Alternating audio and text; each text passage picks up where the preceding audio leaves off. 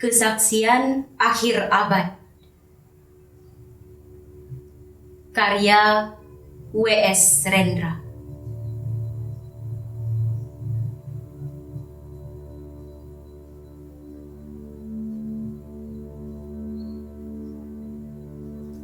Ratap tangis menerpa pintu kalbuku.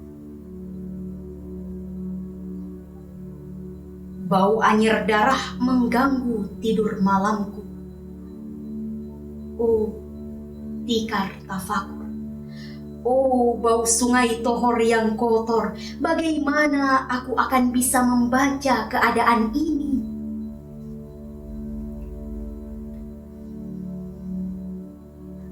Di atas atap kesepian nalar pikiran yang digalaukan oleh lampu-lampu kota yang bertengkar dengan malam, aku menyerukan namamu. Wahai para leluhur Nusantara, oh Sanjaya, leluhur dari kebudayaan tanah, oh Purnawarman, leluhur dari kebudayaan air, kedua wangsamu telah mampu mempersekutukan budaya tanah dan air. Oh Resi Kuturan, oh Resi Nirarta, empu-empu tampan yang penuh kedamaian. Telah kamu ajarkan tatanan hidup yang aneka dan sejahtera, yang dijaga oleh Dewan Hukum Adat. Oh, bagaimana aku bisa mengerti bahasa bising dari bangsaku kini?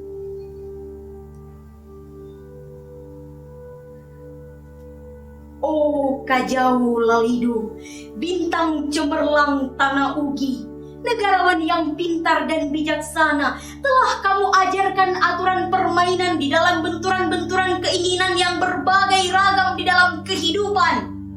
Ade, bicara, rapang, dan wari. Oh, lihatlah. Wajah-wajah berdarah dan rahim yang diperkosa muncul dari puing-puing tatanan hidup yang porak-poranda. Kejahatan kasat mata tertawa tanpa pengadilan. Kekuasaan kekerasan berak dan berdahak di atas bendera kebangsaan.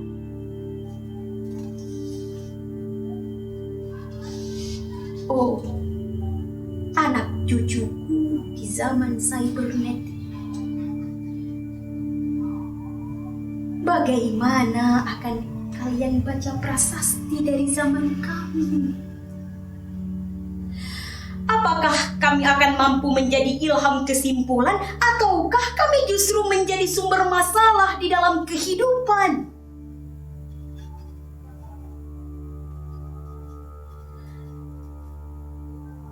Dengan puisi ini, aku bersaksi bahwa rakyat Indonesia belum merdeka. Rakyat yang tanpa hak hukum bukanlah rakyat merdeka. Hak hukum yang tidak dilindungi oleh lembaga pengadilan yang mandiri adalah hukum yang ditulis di atas air. Bagaimana rakyat bisa merdeka bila polisi menjadi aparat pemerintah dan tidak menjadi aparat hukum yang melindungi hak warga negara? Bagaimana rakyat bisa merdeka bila birokrasi negara tidak menjadi abdi rakyat, melainkan menjadi abdi pemerintah yang berkuasa? Bagaimana rakyat bisa merdeka bila hak pilih mereka dipasung, tidak boleh memilih secara langsung wakil-wakil mereka di Dewan Perwakilan, dan juga tidak boleh memilih secara langsung camat mereka, bupati, wali kota, gubernur, dan presiden mereka. Dan partai-partai politik menganggap rakyat hanya abdi partai, yang dinamakan massa politik partai, kaula, atau hamba partai. Bagaimana rakyat bisa merdeka bila pemerintah melecehkan perdagangan antar daerah dan mengembangkan merkantilisme dan les sehingga rela menekan kesejahteraan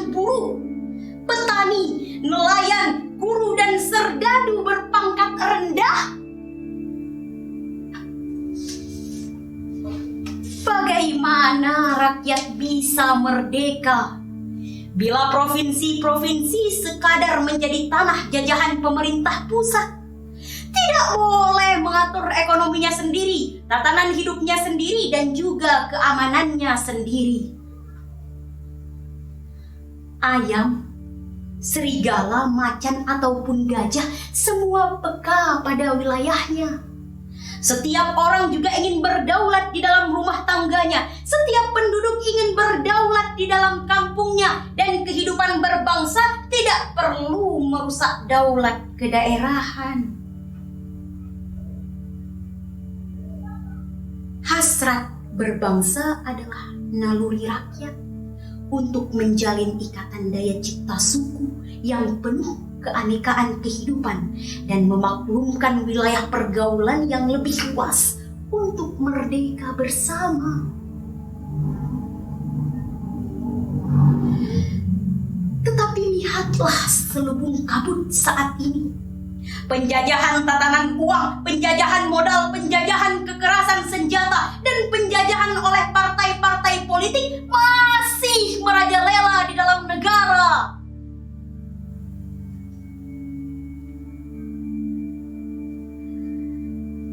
Dengan puisi ini, aku bersaksi bahwa sampai saat puisi ini aku tanda tangani, para elit politik yang berkedudukan ataupun yang masih di jalan tidak pernah memperjuangkan sarana-sarana kemerdekaan rakyat. Mereka hanya rusuh dan gaduh memperjuangkan kedaulatan golongannya dan partainya sendiri. Mereka hanya bergulat untuk posisi sendiri. Mereka tidak peduli dengan posisi rakyat, tidak peduli pada posisi hukum, posisi polisi, ataupun posisi birokrasi.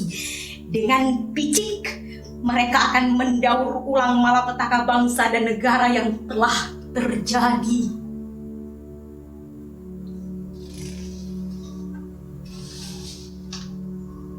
Oh Indonesia, Indonesia, negara yang kehilangan makna. Rakyat sudah dirusak asas tatanan hidupnya, berarti sudah dirusak dasar peradabannya, dan akibatnya dirusak pula kemanusiaannya. Maka sekarang negara tinggal menjadi peta. Itu pun peta yang lusuh dan hampir robek pula.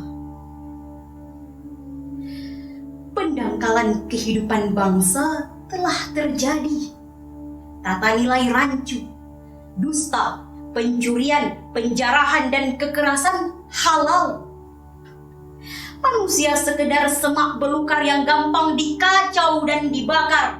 Paket-paket pikiran murah dijajakan. Penalaran amarah yang salah mendorong rakyat terpecah belah. Negara tak mungkin diutuhkan tanpa rakyatnya dimanusiakan. Dan manusia tak mungkin menjadi manusia tanpa dihidupkan hati nuraninya.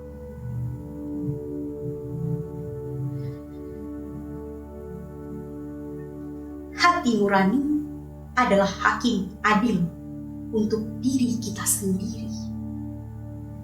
Hati nurani adalah sendi dari kesadaran akan kemerdekaan pribadi.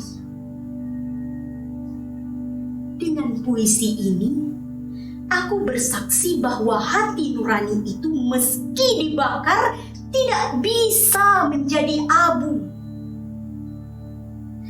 Hati nurani senantiasa bisa bersemi meski sudah ditebang putus di batang. Begitulah fitrah manusia. Ciptaan Tuhan yang Maha Esa.